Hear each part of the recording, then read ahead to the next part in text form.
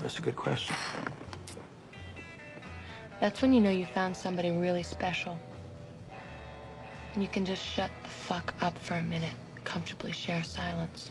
Well, I don't think we're quite there yet, but don't feel bad. We just met each other. I'll tell you what. I'm gonna go to the bathroom and powder my nose. You sit here and think of something to say. I'll do that.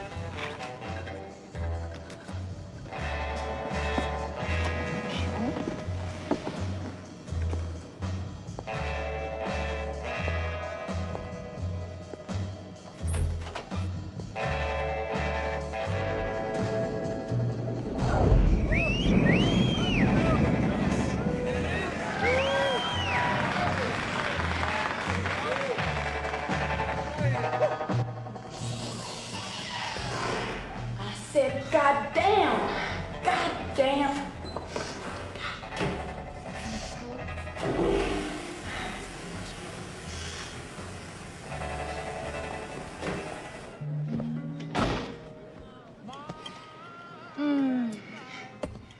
Don't you just love it when you come back from the bathroom to find your food waiting for you? We're lucky we got anything at all. I don't think Buddy Holly's much of a waiter. Maybe we should have sat in Marilyn Monroe section. Would you like some coffee? Which one? There's two Monroes. No, there's not. That is Marilyn Monroe. That is Mamie Van Doren. And I don't see Jane Mansfield. She must have night off or something. Pretty smart. Yeah, I got my moments. So do you think of something to say? Actually, I did. However, you seem like a really nice person, and I don't want to offend you. Ooh. This doesn't sound like the usual mindless, boring, getting to know you chit-chat. This sounds like you actually have something to say. Well, I do. But you have to promise not to be offended. No. You can't promise something like that. I have no idea what you're going to ask me. So you can go ahead and ask me what you're going to ask me. And my natural response could be to get offended. Then, through no fault of my own, I would have broken my promise. Let's just forget it. That's an impossibility.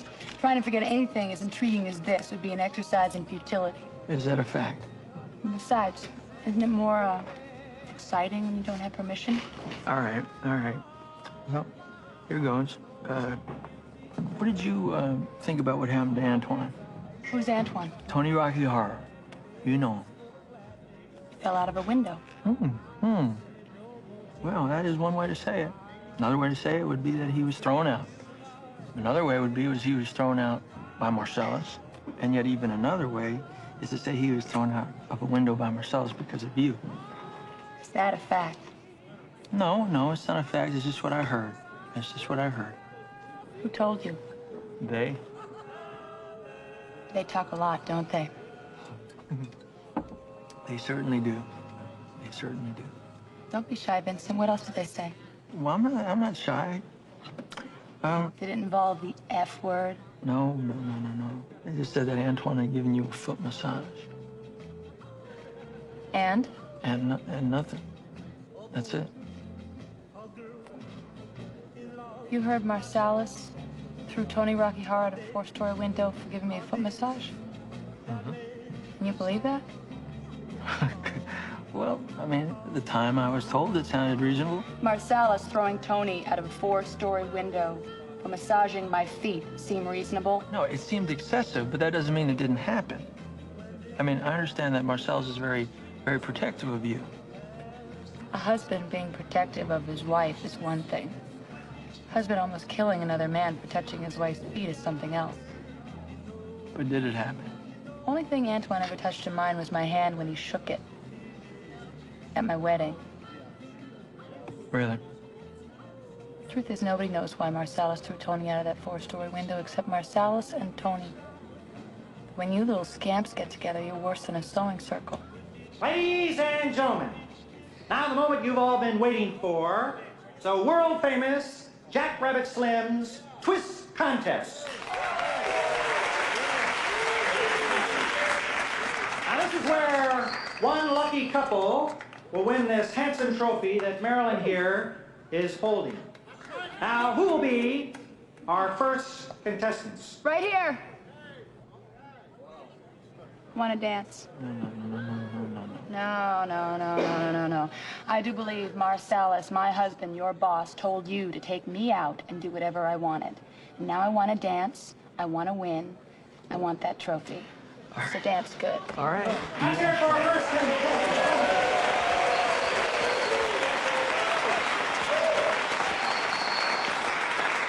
Now let's meet our first contestants here this evening. Young lady, what is your name? Mrs. Mia Wallace. And how about your fella here? Vincent Vega. All right, let's see what you can do. Take it away.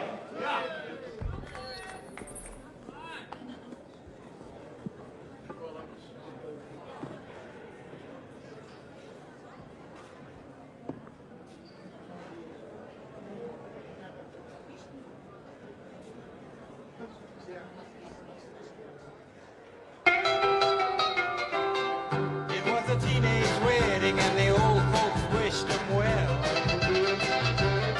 You could see that Pierre did truly love the mademoiselle.